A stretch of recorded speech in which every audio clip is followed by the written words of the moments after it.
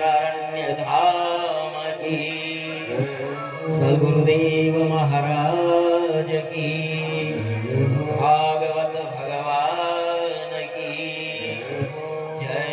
जय श्री राधे श्याम श्याम श्याम।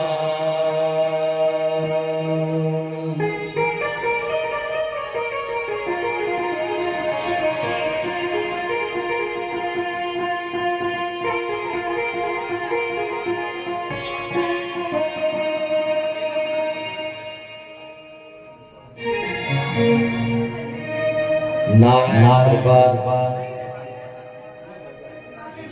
और नैमिषारण्य धाम की पवित्र रथ से बड़ी अच्छा शुभारंभ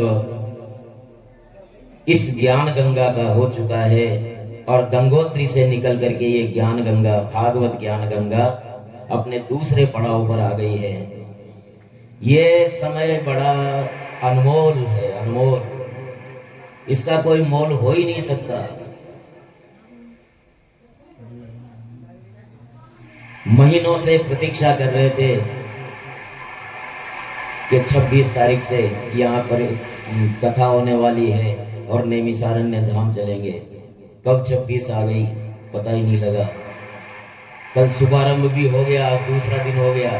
देखते देखते 7वां दिन आएगा और फिर उस दिन यहाँ से रवाना हो जाएंगे। फिर हमें पता लगेगा कि ओहो क्या दिन थे, क्या दिन थे। ये हमारे जीवन के स्वर्ण अक्षरों में लिखे जाने वाले दिन हैं। एक एक पल बड़ा अनमोल है। इस पल का जितना हम उपयोग करेंगे, हमारा मूल उद्देश्य भागवत कथा का श्रवण है और इसके साथ साथ हमें तीर्थ सेवन मिल रहा है। ये अनमोल भाग्य की एक अनमोल घड़ी है। ये हमारे भाग्य चेते हैं, जैसा कि कल भी बता दिया गया था।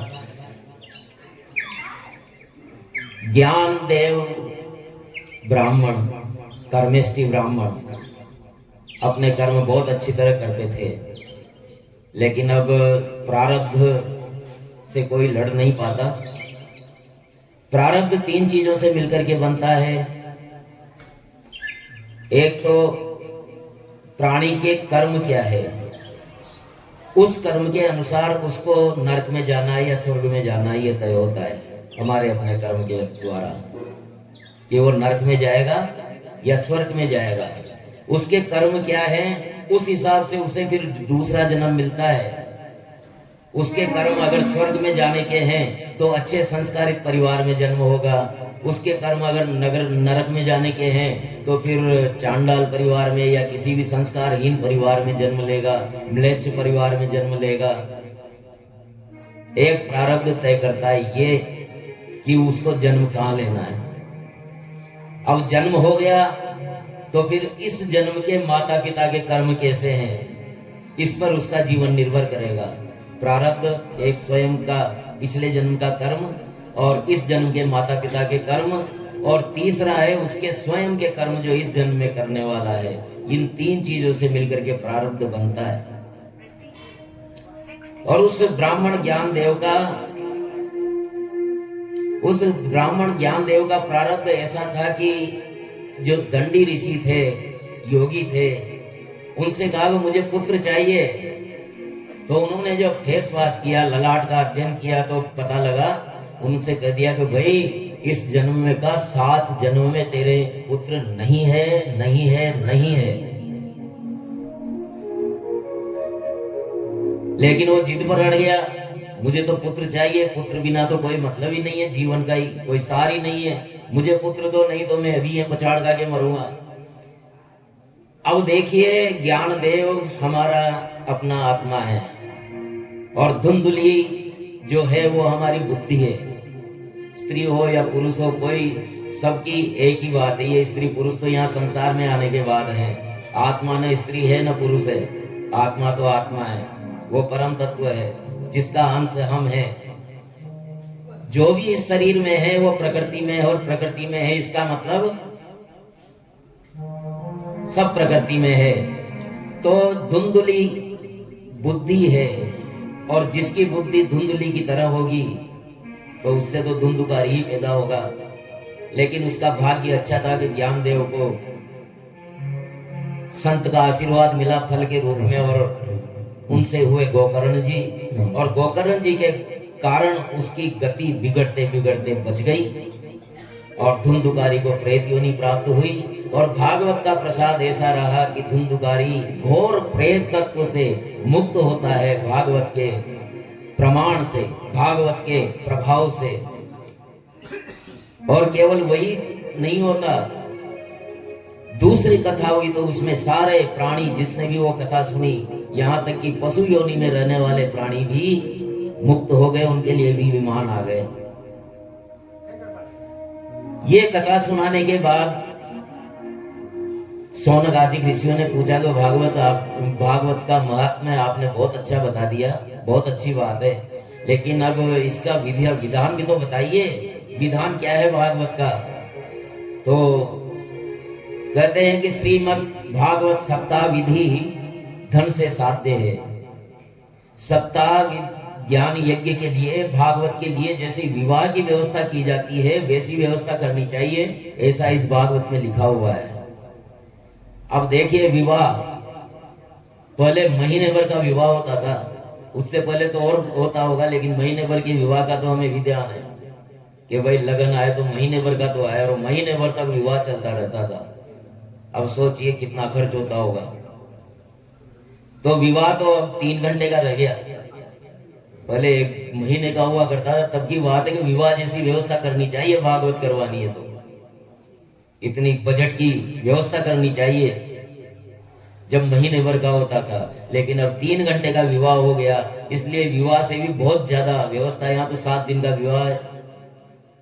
हमारे देवीलाल जी, मिट्टूलाल जी और ये चारों तरफ घूम रहे हैं, चक्करगिन्नी हो रहे हैं 3-4 महीनों से, और तब जाकर के ये हर दिन एक विवाह है।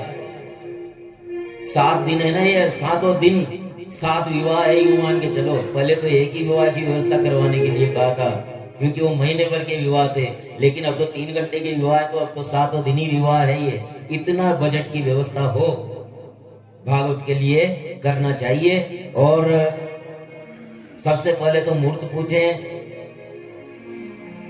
मार्गशीर्ष भाद्रपद आश्विन कार्तिक, मार्गशीर्ष आषाढ़ और श्रावण श्रोताओं के मोक्ष के कारण होते हैं। भद्रा व्यतिपात का त्याग करके उत्साही श्रद्धालुओं को सहयोगी बनाए, एक व्यक्ति का काम नहीं है, सहयोगी बनाए। देश देशांतरों में संवाद भेजें, विरक्त महात्मा वैष्णव और भजनानंदी श्रद्धालुओं को अवश्य आमंत्रित करें, क्योंकि कथा पर पहला अधिकार भजनानंदियों का है, जो भजन में आनंद लेते हैं, जो भजन सुन करके आनंद लेते हैं। ऐसा नहीं कि भजन कर रहे सोने ही नहीं दे रहे, अब तो सो जाओ। भजन का आनंद ले, ऐसे श्रोताओं को अवश्य ही आमंत्रित करना चाहिए और बड़े भाव से कहना चाहिए कि यहाँ अमृत वर्षा हो रही है, यहाँ का एक एक दिन बड़ा कीमती है, तो आप अवश्य अपने अनमोल समय में से समय निकाल करके पधारें। अगर 7 दिन का अवकाश नहीं हो तो 3 दिन, 3 का भी नहीं हो तो 1 दिन, 1 दिन का भी नहीं हो तो 1 घंटा। यहाँ का तो एक एक मिनट बड़ा, एक एक पल बड़ा अनमोल है, इसलिए अवश्य आइए। और कथा स्थल कहाँ किया जाए? तीर्थो वापि वने वापि गृहे वा श्रवणं मतं विशाला वसुधा यत्र कर्तव्या तत्कथा स्थलम्। कथा तीर्थ में कराएं, जैसे ये कथा हो रही है। वन में कराएं, वन में भी करा सकते हैं, ये वन भी है, अरण्य है, नैमिषारण्य है, या घर में कराएं, कहीं भी कराएं, लेकिन कथा स्थल जो चुने वो विशाल भूमि होनी चाहिए। ऐसा नहीं हो कि कोई कथा सुनने की इच्छा से आए और स्थान के अभाव में उसको लौटना पड़े। इसलिए विशाल भूमि इसके लिए चयन करना चाहिए। ऊंचा मंडप लगाएं, भली भांति सजाएं, ध्वजा पताका बंधनवार और व्यासपीठ को बड़ा दिव्य भव्य सजाया जाए। और वक्ता कैसा होना चाहिए कि विरक्तो वैष्णवो विप्रो वेद शास्त्र विशुद्ध कृत दृष्टांत कुशलो धीरो वक्ता कार्योति निष्प्रह। वक्ता विरक्त हो, वैष्णव हो, भगवान का भक्त हो, विप्र हो और वेद शास्त्र का मीमांसा करने वाला हो, वेदांत का अच्छा ज्ञाता हो और अच्छा दृष्टांत कुशल होना चाहिए, अच्छे से समझाए। ऐसा व्यक्ति नियुक्त न करे जो पंडित होकर भी अनेक धर्मों में फंसा रहे, स्वयं भ्रमित हो, स्त्री लंपट या पाखंडी हो। इसलिए ऐसा वक्ता नहीं करना चाहिए। एक दिन पूर्व क्षौर कर्म कराएं, प्रातः शौच संध्या वंदना से निवृत्त होकर के गणेश पूजन करें और यथाक्रम विष्णु आदि का पूजन करके और व्यास की जीवी की प्रार्थना करें। संसार सागरे मग्नं दीनं मा करुणानिधे कर्म मोह गृहीतांग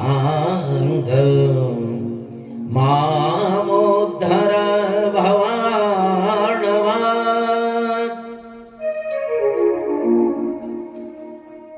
भगवान भागवत जी की पूजा करें, प्रार्थना करें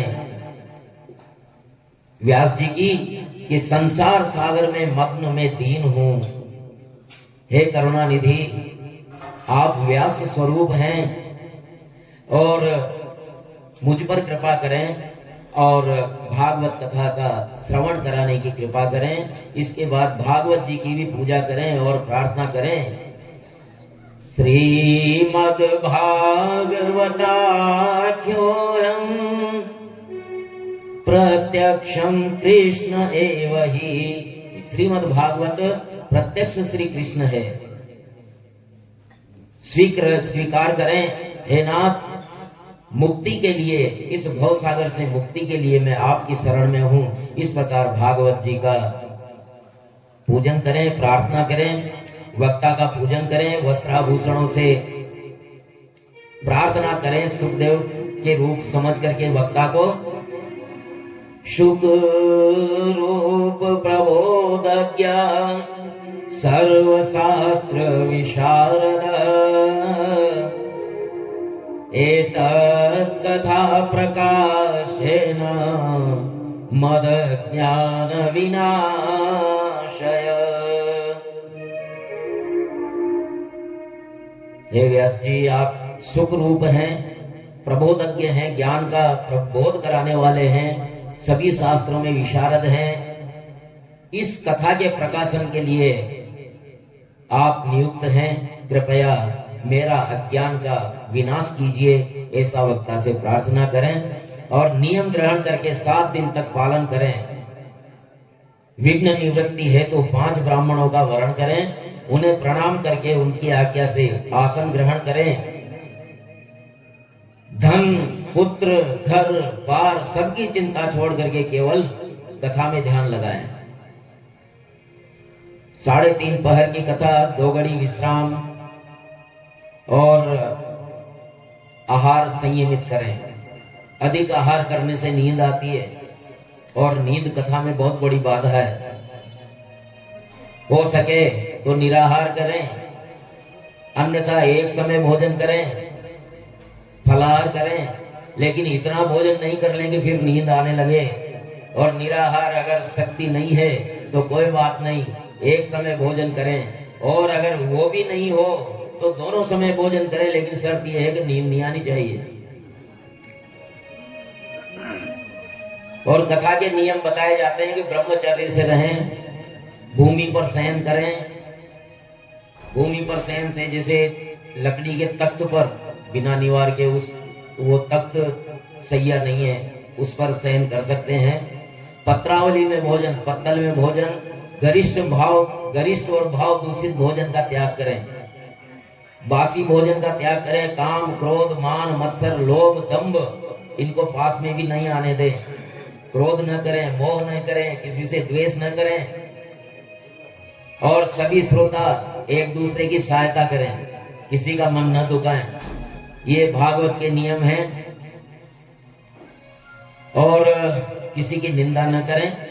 धनहीन, क्षय रोगी, महाव्याधिग्रस्त, भाग्यहीन, पापी, पुत्रहीन जो मोक्ष चाहता है, काक बंदिया या बंदिया, इस कथा को यत्न पूर्वक सुने और पूर्णाहुति पर फल की इच्छा रखने वाले जन्माष्टमी व्रत की तरह उपासन करें और कथा की पूर्णता पर पूजा करें, प्रसाद वितरण करें, माला तुलसी का वितरण करें। इस प्रकार पूर्णाहुति हवन करें।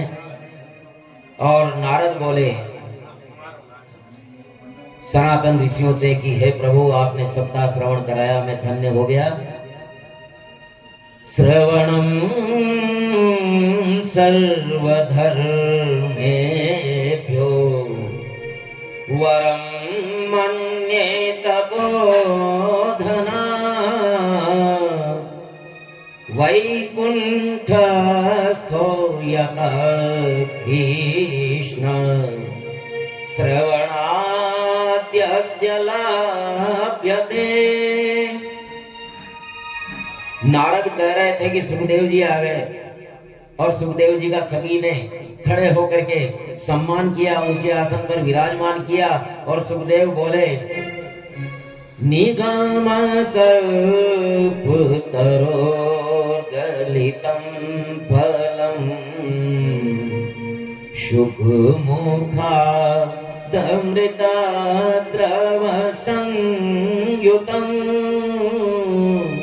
पिबतु भागवतं रसमालयम्